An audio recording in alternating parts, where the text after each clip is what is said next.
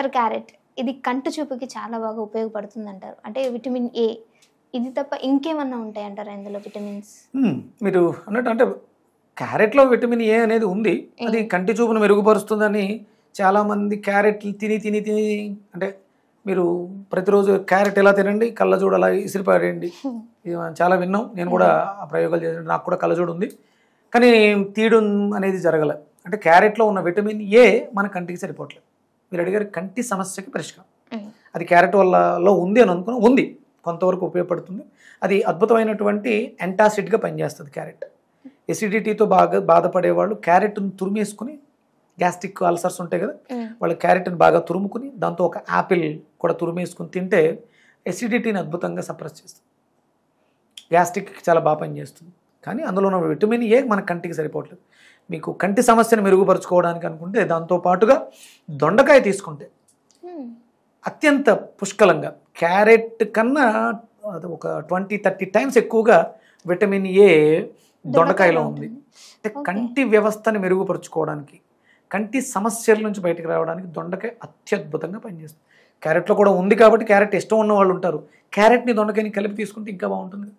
దీంట్లో 20% ఉంది, దాంట్లో 10% ఉంది, రెండు కలిపితే 30%. ఇవి రెండు కూడా డైజెషన్ అవ్వడానికి, అంటే ఇప్పుడు ఒక 10 దొండకాయలు 2 క్యారెట్ తినే అంత నీకు మనకేం పని లేదా, ఇవే తినాలా, మీరు ఇవి తిన్నా మీకేం కాదు. ఒక హాఫ్ అన్ అవర్ 45 మినిట్స్లో డైజెషన్ వెళ్ళిపోతాయి, ఉండవు మన శరీరంలో. అంటే మళ్ళీ తినొచ్చు. ఇమీడియట్గా మీరు నవ్వులుతున్నప్పుడు ఎంత బాగా నవ్వితే అంత న్యూట్రిషన్ వాల్యూని తీసుకోవటం, పిప్పి ఇమీడియట్గా ఈజీ డైజెస్టబుల్, అవి చాలా త్వరగా డైజెస్ట్ అయిపోతాయి. మనం ఒక ప్లేటు టిఫిన్ ఏదైనా తీసుకున్నా వండింది 4-5 అవర్స్ పడుతుంది. అదే ఒక కప్పు క్యారెట్ బీట్రూట్ ఇలాంటివి ఏం తిన్నా 1 అవరే, మిగతా 3 అవర్స్ బాడీ చాలా రిపేర్స్ చేసుకోవడానికి అవకాశం ఉంది. మీరు అడిగినట్టు అంటే కంటికి, అంటే కళ్ళు అనగానే అందరు గుర్తొచ్చేది చూపు బాగాలేదు అంటే కేవలం కంటికి ట్రీట్మెంట్ చేస్తారు, కానీ మీరు చేయాల్సిన ట్రీట్మెంట్ లివర్కి. లివర్ పాడైంది అన్న విషయం కంట్లో కనపడుతుంది. కంటికి ఏ సమస్య వచ్చినా అది లివర్లో వచ్చిన ప్రాబ్లమ్ని చూపిస్తుంది. అందుకని మీరు చేయాల్సింది ట్రీట్మెంటు లివర్కి, కంటికి కాదు. పైన ఏదైనా కొంచెం కళ్ళు ఎర్రగా ఉంటే ఆ ఐ డ్రాప్స్ వేసుకోవడం అవి ఓకే, కానీ మీరు లివర్ మీద దృష్టి పెట్టండి. కంటి చూపు తగ్గిందంటే లివర్ పనితనం తగ్గింది, దాన్ని మెరుగుపరచండి, దాని మీద స్ట్రెయిన్ వేయొద్దు. అంతేగాని ఆ హాస్పిటల్కి వెళ్ళి సర్జరీస్ చేసి లెన్స్ వేయించుకుంటే లివర్ బాగుపడదు. కంటి చూపుని, లేని చూపుని కొని తెచ్చుకుంటున్నాం అంతే. ఇప్పుడు స్పెట్స్ ఉన్న వాళ్ళందరిలో లివర్ దగ్గర ఏదో సమస్య, 100% లివర్ ప్రాబ్లమ్స్ ఉన్నాయి. మీరు భూతద్దాలు వేసేస్తే భూతద్దాలకు అలవాటు పడిపోయింది. ఎక్కడో దూరంగా ఉన్నటువంటి దృశ్యాన్ని తీసుకొచ్చి అద్దం మీద పెట్టి దగ్గరగా చూపిస్తుంది కాబట్టి చూడగలుగుతుంది కన్ను స్టెయిన్.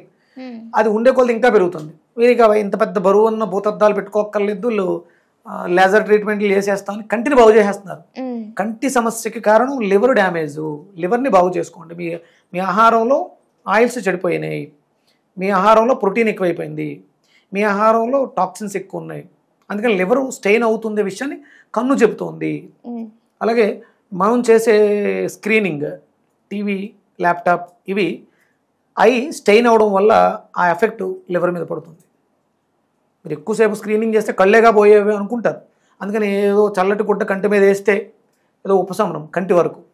కానీ మీరు చూస్తున్నంతసేపు, మేము సినిమాకి వెళ్తాం, కళ్ళు సినిమా చూస్తూ ఉంటాయి, కానీ ఒక బకెట్ తీసి పక్కన పెట్టుకుంటాం, పాప్కార్న్ తింటూ కూర్చుంటాం, కళ్ళు స్టెయిన్ అవుతున్నాయి, అది ఓపెన్గా ఉంది, ఎదురు చూస్తూ ఉంది, దృశ్యాన్నే చూస్తుంది, కానీ లివరు యాంగ్జైటీ ఫీల్ అవుతుంది, కోపాన్ని ఫీల్ అవుతుంది, ఎమోషన్స్ని ఫీల్ అవుతుంది.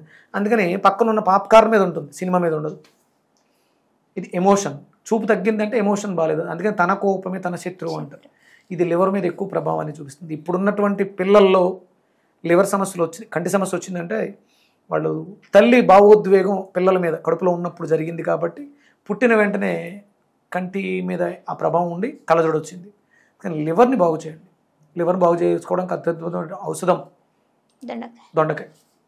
దీన్ని ఏ రూపంలో తీసుకోవచ్చు అంటారు? హ్యాపీగా పచ్చి కూడా తినేయచ్చమ్మా, చాలా అద్భుతంగా ఉంటుంది, పులపులగా ఉంటుంది, వగరుగా ఉంటుంది. అంటే పులుపు రుచి, వగరు రుచి మనకి చాలా అద్భుతం. అలాగే పండిన దొండకాయలు ఇంకా బాగుంటాయి, పులుపు ఎక్కువగా ఉంటుంది, వగరు ఉండదు, కంటికి చాలా అద్భుతంగా పనిచేస్తాయి. పండాలి.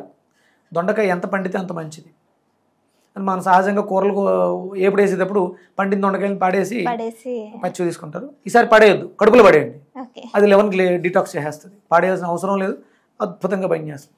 చూపు మెరుగుపడాలనుకునే వాళ్ళు దొండకాయలు బాగా తినండి. అలాగే దాంతోపాటు ఆల్ ఆఫ్ సడన్ ఒక్కొక్కసారి బ్లర్ అవుతూ ఉంటుంది అవును. All of sudden.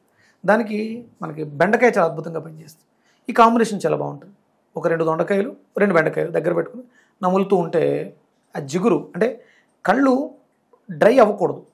అక్కడ ఉన్నటువంటి వాటరు డ్రై అయిపోవడం వల్ల కళ్ళు కొంచెం మండటం, ఈ ఇబ్బందులు ఉంటాయి. అందుకని చూపు తగ్గుతుంది.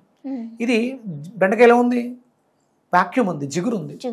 అది కంటి దగ్గరకి అద్భుతంగా పంపిస్తుంది. కళ్ళు పొడిబారడం, కళ్ళు మంటలు ఇవి లేకుండా ఈ 2 బెండకాయ దొండకాయ కాంబినేషన్ అద్భుతంగా